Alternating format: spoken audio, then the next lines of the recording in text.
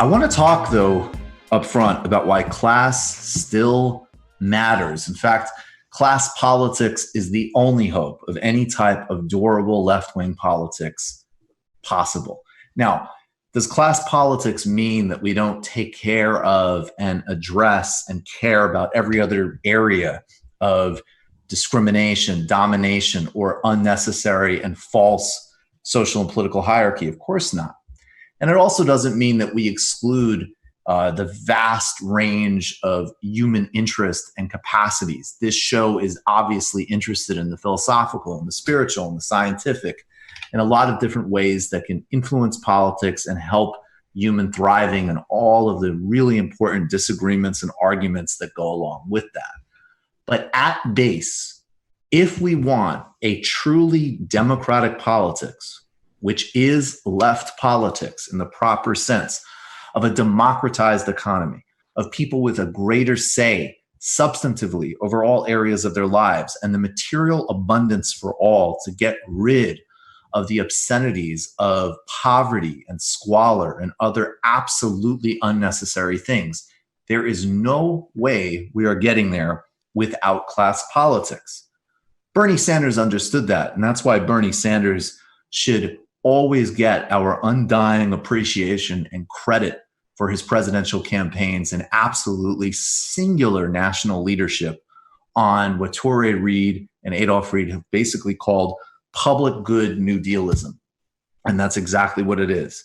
An absolutely bare minimum necessary 21st century completion of the New Deal, a New Deal of which, for all of its flaws and imperfections and political deal making, has obviously done more for the well-beings of Americans than anything else in terms of social delivery along the lines of national material programs than other comparable social delivery efforts of the 20th and certainly 21st century.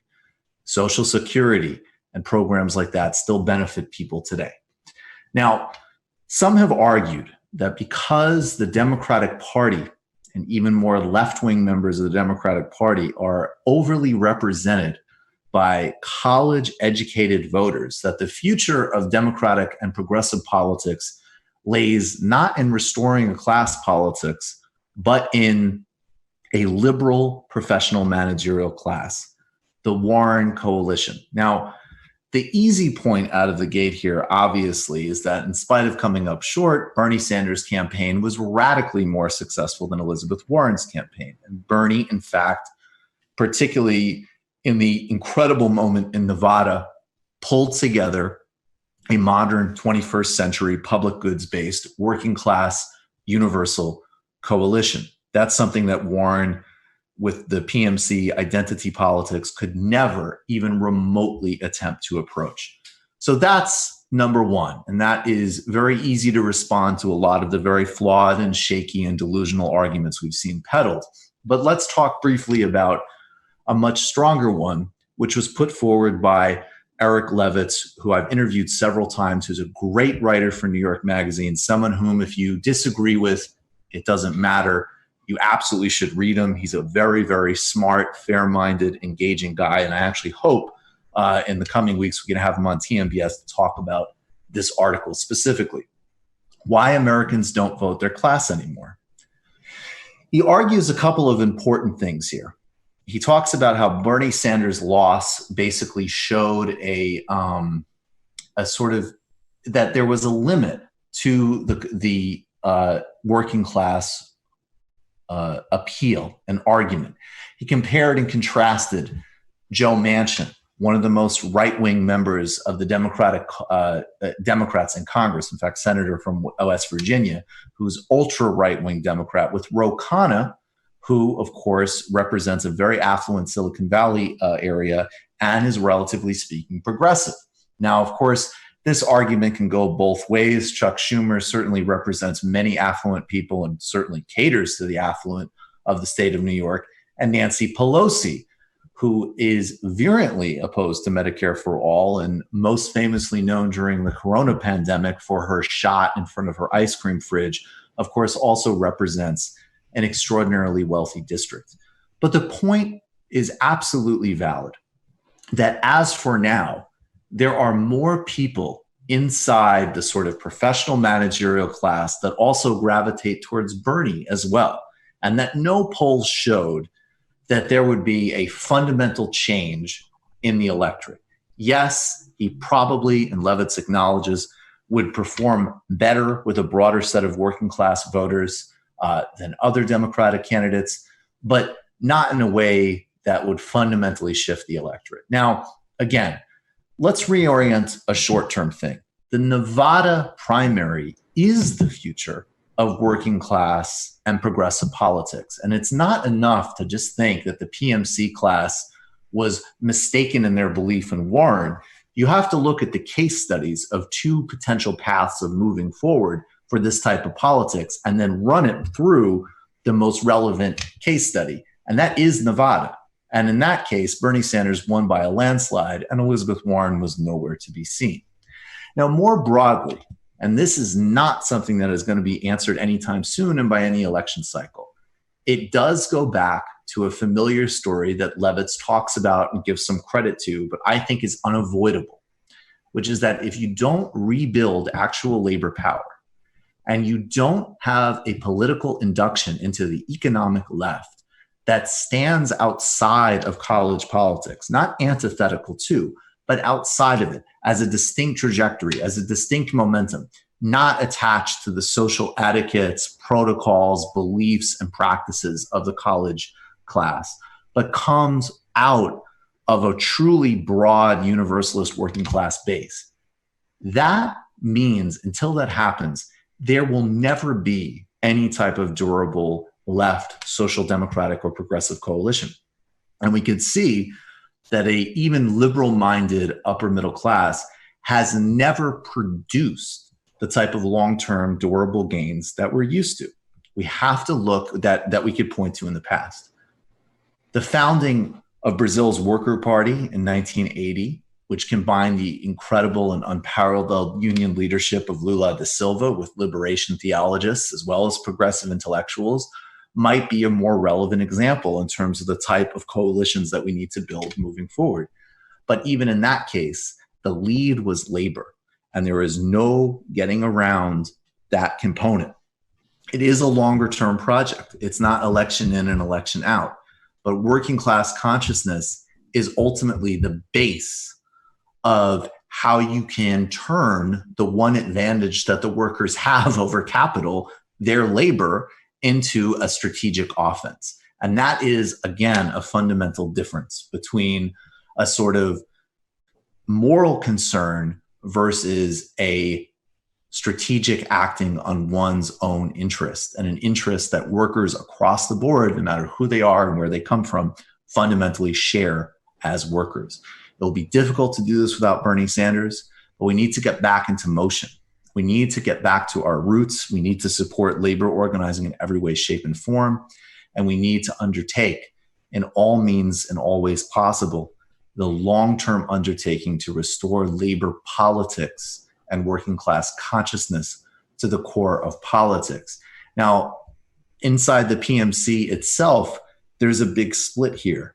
And obviously, some of the more downwardly mobile folks from that training gravitated towards Sanders. And work is going to include surplus labor, which is viciously excluded out of the labor market. It's going to have a totally different relationship to organizing and addressing the concerns of so-called freelance labor and the temporary economy. But at the end of the day, whether or not you're working in a factory, driving an Uber, or really doing almost anything else on any type of corporate or grand scale, you're in labor, and that fundamentally needs to be the base of any kind of left-wing politics. You guys have anything you want to add to that? I just wanted to add, because I've been, I think Levitz's piece was very good, at least of putting up the counter argument to definitely our worldview. But I always find it funny when I think there's a misunderstanding from some folks about what the kind of Marxist theory of changes, and especially like the class-based politics.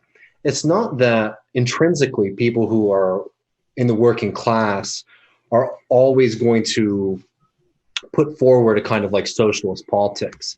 It's that the working class is a contradiction within the capitalist system in the sense that they create the value of society, but everywhere they are being exploited and their labor is being, their labor is extracted from by like the capitalist class. So Right. it's not the only political category that's possible.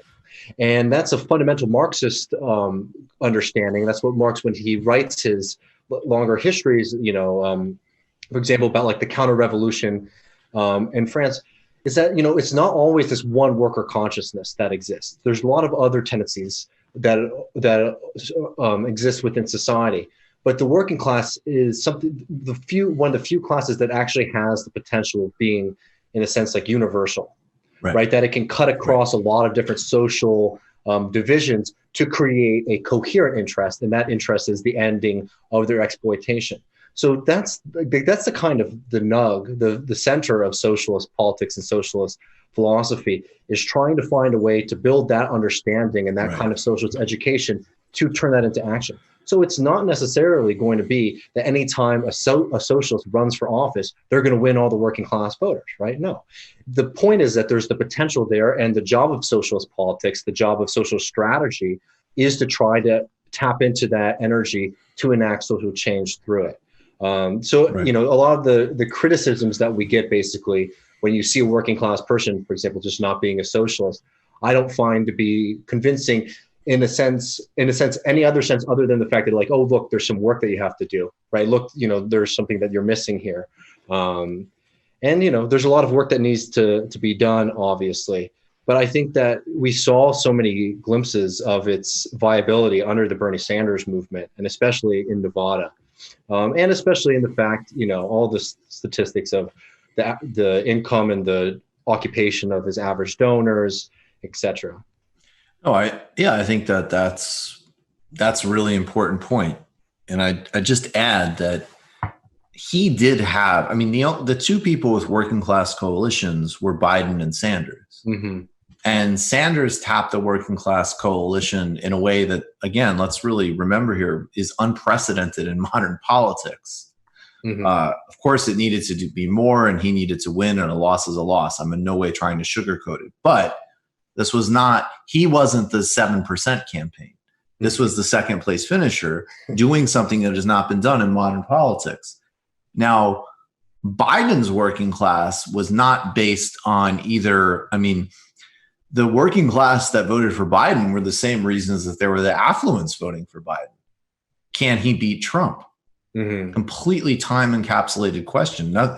No implications and ideological stakes. And I think that, but again, that universalist project is very important because it's the only actual base of labor power is that universalism in terms of actually changing politics and winning gains that sustain. And it's also, once you persuade people in that worldview, that's, less fickle than a demographic that, 20 years ago would be like, hey, I've got a chunk of the stock market and I have a nice job and I identify more with corporate America.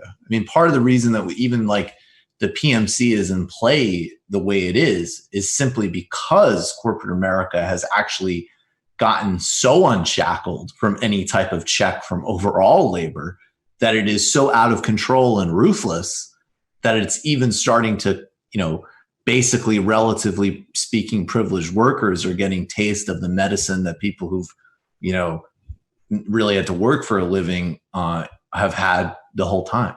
Yeah. And I think I'd also add too, it's like, look, there's a lot of merging of that kind of PMC class at times with like working class desires, right? In the short term, especially, we don't want Donald Trump. A lot of people do support ideas like Medicare for all. The class difference where it really starts to matter is just how far you're willing to go with the change and who you're willing to empower to make that change happen. And I think that was a fundamental cultural difference, for example, between like the Warren camp and the Bernie camp, right? There was a real hesitance on the Warren camp of this idea of kind of like letting the rabble rule, right? And that's where I think understanding those class divisions become even more important actually than just like the math of election day. right? That's when like the actual politics, the long-term political struggle will hit ahead more. Like, for example, if there was a Bernie Sanders in power, even if he went over like a vast majority of the PMC, there is an interest with that group that was antithetical towards the Bernie Sanders platform, right? And understanding those tensions are important not only in the short term for winning the elections, but also, in the long term for enacting the policies and the ideas that we want to put into place. Absolutely. You just watched a Michael Brooks show video. Subscribe to get them all. Why wouldn't you? Don't be foolish. Click subscribe below and become a patron as well. Patreon.com/TMBS. Thanks, everybody.